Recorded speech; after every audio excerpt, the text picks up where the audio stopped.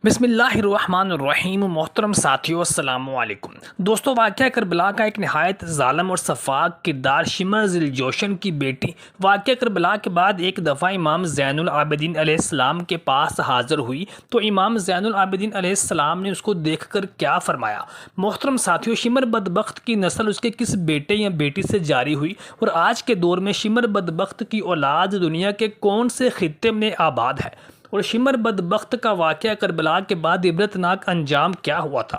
شمر کے سیاہ کرتوتوں کی بات کی جائے تو اس کا سب سے بڑا سیاہ کارنامہ یہ تھا کہ جب امام علی مقام امام حسین علیہ السلام مکہ مکرمہ سے کوفیوں کے خطوط ملنے پر کوفہ کی جانب روانہ ہوئے اور راستے میں کوفہ سے چند منزلیں دور جب عبید اللہ ابن زیاد نے اپنے ایک سپہ سالار عمر بن سعد کو امام علی مقام امام حسین علیہ السلام کے پاس مذاکرات کے لیے بھیجا اور کہا کہ جا کر دریافت کرو کہ امام حسین علیہ السلام مکہ مکرمہ سے کوفہ کی جانب تشریف کیوں لے جا رہے ہیں، تو امام حسین علیہ السلام نے عمر بن سعد سے کہا کہ میری 3 شرائط ہیں۔ نمبر 1، یا تو مجھے مکہ مکرمہ یا مدینہ واپس جانے دیا جائے، یا مجھے یزید کے پاس دمشق بھیج دیا جائے تاکہ میں خود اس کے ساتھ روبرو تمام معاملات گفت و شنید کے ذریعے حل کر سکوں، اور یا پھر مجھے کسی اسلامی سرحد کی حفاظت کے لیے جہاد پر بھیج دیا جائے تاکہ میں اسلامی سلطنت اور دین اسلام کی پاسداری کی خاطر جہاد کرتا ہوا شہید ہو جاؤں۔ عمر بن سعد خود بھی امام علی مقام امام حسین علیہ السلام کے ساتھ جنگ و جدل کرنے سے اجتناب کر رہا تھا، چنانچہ اس نے خوشی خوشی آ کر عبید اللہ ابن زیاد کو امام علی مقام امام حسین علیہ السلام کی شرائط کے بارے میں آگاہ کیا۔ عمر بن سعد بھی جانتا تھا کہ عبید اللہ ابن زیاد امام علی مقام امام حسین علیہ السلام کی یہ شرائط یزید تک پہنچا دے گا اور پھر یزید خود ہی امام علی مقام امام حسین علیہ السلام کو اپنے پاس بلوا کر ان کے ساتھ گفت و شنید کے ذریعے معاملات کو طے کر لے گا۔ لیکن جب عمر بن سعد نے عبید اللہ ابن زیاد کو امام حسین علیہ السلام کی شرائط کے بارے میں آگاہ کیا تو پاس ہی کھڑے بدبخت شمر نے، جو کہ وہاں پر موجود تھا، اس نے جب دیکھا کہ اس طرح سے تو امام علی مقام امام حسین علیہ السلام یزید کے پاس جا پہنچیں گے اور پھر ہمارے ہاتھ کچھ نہ آئے گا، تو اس بدبخت نے عبید اللہ ابن زیاد کے کان بھرنے شروع کر دیے اور اس کو کہنے لگا کہ اے ابن زیاد، ہوش کے ناخن لو، اگر تمہیں اقتدار اور حکومت چاہیے تو پھر تمہیں امام علی مقام امام حسین علیہ السلام کے ساتھ جنگ کر کے انہیں قتل کر کے یزید کے پاس ان کا سر بھیجنا چاہیے تاکہ یزید خوش ہو کر تمہیں انعام و اکرام سے اور حکومت سے نواز دے۔ لیکن اگر تم نے امام علی مقام امام حسین علیہ السلام کی شرائط میں سے کسی ایک شرط کو بھی قبول کر لیا تو تم یہ نادر موقع اپنے ہاتھ سے گنوا دو گے۔ عمر بن سعد نے اس موقع پر عبید اللہ ابن زیاد کو مشورہ دے کر اسے ایسے کسی بھی اقدام سے باز رہنے کا مشورہ دیا تو شمر بدبخت نے عمر بن سعد کو جھڑک دیا اور اس کو شام کے ایک ریاستی علاقے کی گورنری دینے کا وعدہ کر کے چپ کروا دیا، اور پھر عبید اللہ ابن زیاد کے کہنے پر عمر بن سعد نے ہی کربلا کے ریگستان میں امام علی مقام امام حسین علیہ السلام کے ساتھ جنگ کی، اور شمر بدبخت بھی اس میں پیش تھا۔ کہا جاتا ہے کہ شمر بدبخت کا دوسرا سیاہ کرتوت یہ تھا کہ جب حضرت عباس علمدار دریائے فرات پر پانی کا مشکیزہ بھر کے واپس خیموں کی جانب پلٹنے لگے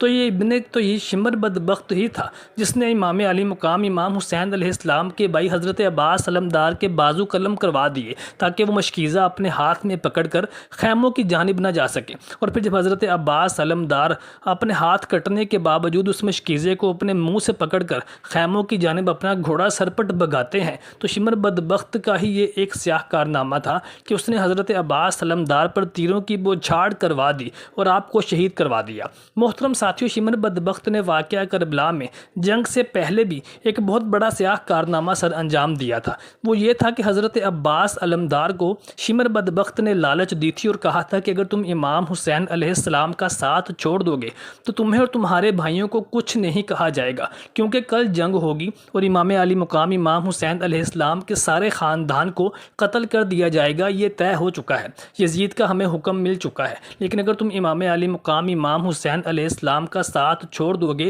تو تمہیں تمہارے بھائیوں کو کچھ نہیں کہا جائے گا۔ یہ سن کر حضرت عباس علمدار نے شمر کو نہایت غصے اور نفرت کے ساتھ 2 ٹوک جواب دے کر وہاں سے بھگا دیا۔ محترم ساتھیو، شمر بدبخت کا ایک اور سیاہ کرتوت یہ تھا کہ جب واقعہ کربلا رونما ہو چکا اور امام علی مقام امام حسین علیہ السلام کے سر اقدس کو قلم کرنے کی باری آئی تو شمر بدبخت نے سب سے پہلے خولی بن یزید کو امام حسین علیہ السلام کا سر ان کے تن سے جدا کرنے کا حکم دیا۔ روایات میں آتا ہے کہ خولی بن یزید یہ مکروہ فعل سر انجام نہ دے سکا اور اس کے ہاتھ کانپنے لگے تو شمر بدبخت نے خود آگے بڑھ کر امام علی مقام امام حسین علیہ السلام کا سر اقدس ان کے مبارک تن سے جدا کر دیا اور پھر نیزوں پہ بلند کر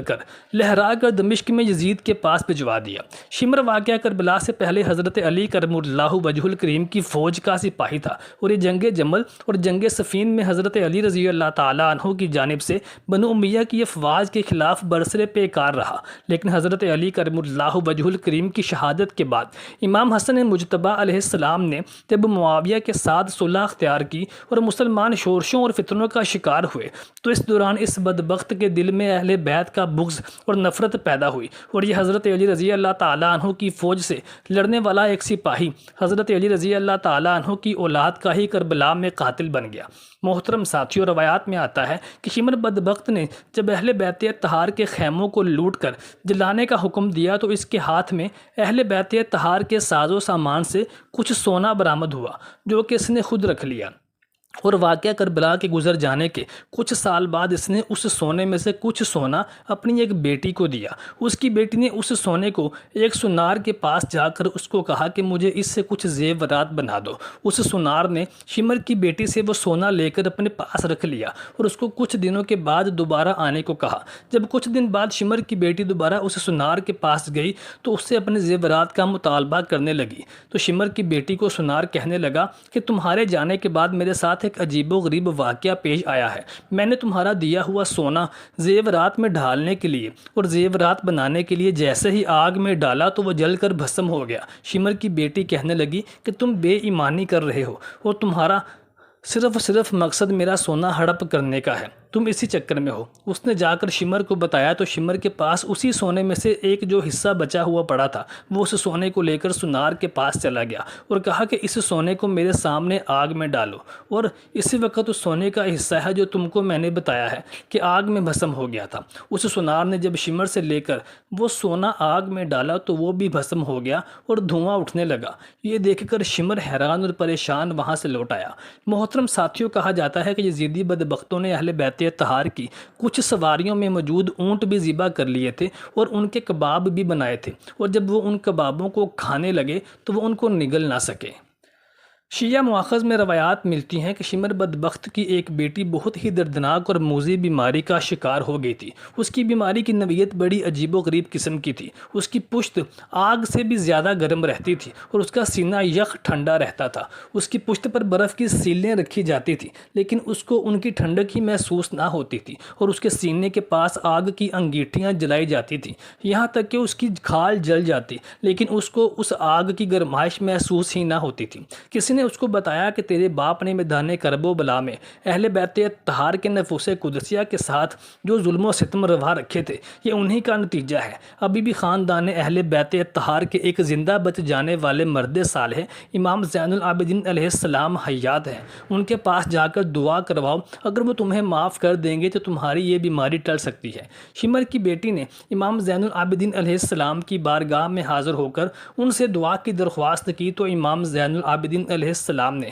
اپنے ہاتھ اٹھائے اور دعا فرمائی، یا باری تعالیٰ اس عورت کا دکھ اور تکلیف میرے اس دکھ اور تکلیف کے آگے کچھ بھی نہیں جو کہ اس کو دیکھ کر مجھے ہوا ہے، لیکن پھر بھی اے میرے پروردگار، میں تیری ذات میں تیری بارگاہ میں دعا کرتا ہوں کہ اس کی تکلیف کو کم فرما دے۔ شیعہ مؤخذ میں کہا جاتا ہے کہ امام زین العابدین علیہ السلام کا یہ دعا فرمانا تھا کہ شمر کی بیٹی کی بیماری جاتی رہی، اور جب امام زین العابدین علیہ السلام کی بارگاہ سے وہ رخصت ہونے لگی تو اس نے کہا کہ اے امام، اگر آپ نے مجھے پہچان لیا تھا تو پھر آپ نے میرے لیے دعا کیوں کر فرمائی، جبکہ میرے باپ نے تو میدان کربلا میں آپ کے اوپر اور آپ کے خاندان کے اوپر مظالم کے پہاڑ توڑ دیے تھے۔ یہ سن کر امام زین العابدین علیہ السلام کی آنکھوں میں ایک بار پھر سے کربلا کا وہ خونی منظر گھوم گیا اور آپ رونے لگے۔ رو رو کر آپ کی ہچکی بند گئی۔ آپ نے فرمایا، اے عورت، کربلا کے میدان میں تیرے باپ نے میرے خاندان کے ساتھ جو کچھ کیا وہ تیرے باپ کا ظرف تھا اور اس کی فطرت تھی، اور اگر تو میری بارگاہ میں اپنی کوئی تکلیف اور رنج لے کر حاضر ہوئی ہے تو یہ میرا ظرف ہے اور میرا اخلاق ہے اور میری تربیت ہے کہ میں تیرے لیے دعا کروں۔ یہ سن کر شمر کی بیٹی گڑ گڑا کر رونے لگی اور امام زین العابدین علیہ السلام کی بارگاہ سے رخصت ہو گئی۔ محترم ساتھیوں، کمنٹ سیکشن میں اپنی رائے سے آگاہ ضرور کیجیے گا کہ آپ کو ہماری آج کی ویڈیو کیسی لگی، اور محترم ساتھیوں ہمارے چینل کو سبسکرائب کرنا مت بھولیے گا۔ کمنٹ سیکشن میں لبیک یا حسین